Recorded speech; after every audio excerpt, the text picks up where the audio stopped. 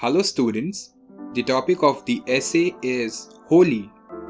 Holi is the festival of colors. Holi is generally celebrated for 2 days in the month of March.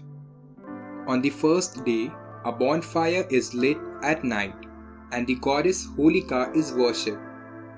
Special sweet dishes are made for the occasion. The second day is Dhulivandan, when adults and children play with colored water, powder and water-filled balloons. Children enjoy this day a lot. However, Holi should be celebrated with care. Healthy trees should not be cut for the bonfire. Bad quality color or paint should not be used. Strangers and passers-by should not be pelted with balloons or colored powder. Only then will everyone enjoy it. Don't forget to subscribe.